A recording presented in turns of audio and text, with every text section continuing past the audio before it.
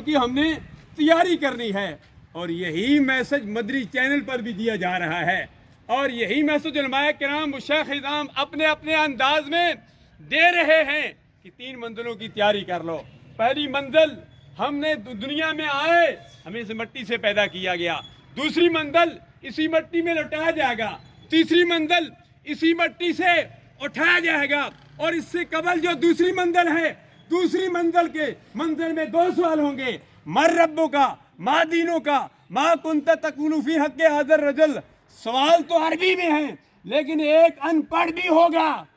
لیکن سرکار کا دیوانہ ہوگا، سرکار کا مستانہ ہوگا، سرکار کا نام سن کر انگوٹھے چومنے والا ہوگا، سرکار پر درود و سلام پڑھنے والا ہوگا، وہ عربی میں جواب دے گا کہ میں تو مر کے یہاں پہنچا ہوں اس دل ربا کے واسطے، کشتے عشق مصطفیٰ کی زبانی۔ اور جو عاشق ہوگا وہ کہے گا بلغ العلا بکمالہ کشف الدجی بجمالہ حسنت جمیع خصالہ صلو علیہ وآلہ۔ جو سرکار کا دیوانہ ہوگا، سرکار کی دیوانی ہوگی، چاہے مرحومہ ہے چاہے مرحوم ہے، وہ سرکار عبد قرار صلی اللہ علیہ وسلم کی دنیا میں نعتیں پڑھتا تھا، سرکار کا نام سن کر درود و سلام کے نذرانے پیش کرتا تھا، وہ قبر میں بھی سرکار کو دیکھ کر کہے گا اسی سرکار کے لیے تو میں قبر میں آیا ہوں۔ حضرت ابو ہریرہ رضی اللہ تعالیٰ عنہ کی طرح ابو ہریرہ کا جب وصال کا وقت آتا ہے خوش ہوتے ہیں، فرماتے ہیں خوش کیوں ہیں؟ فرمایا ابھی میں دنیا سے جانے والا ہوں، خوش اس لیے ہوں کہ ابھی تھوڑی دیر بعد امام الانبیاء صلی اللہ علیہ وسلم کی زیارت ہونے والی ہے۔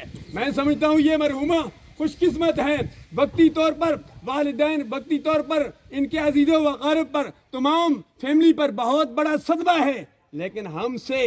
یہ زیادہ خوش قسمت ہے کہ ہمیں سرکار کی زیارت ہوگی تو قبر میں جائیں گے تو زیارت ہوگی۔ مرحومہ کو ابھی تھوڑی دیر بعد سرکار عبد قرار صلی اللہ علیہ وسلم کی زیارت ہونے والی ہے اور ہمارا عقیدہ ہے کہ زیارت ہوتی ہے۔ اور اب مادیت کا یہ عالم ہے تو روحانیت کا کیا عالم ہوگا؟ ایک بندہ ایک جگہ بول رہا ہے، ہر جگہ اس کی آواز بھی، اس کی تصویر بھی دکھائی دی جا رہی ہے۔ اگر مادیت کا یہ عالم ہوگا ہے تو روحانیت کا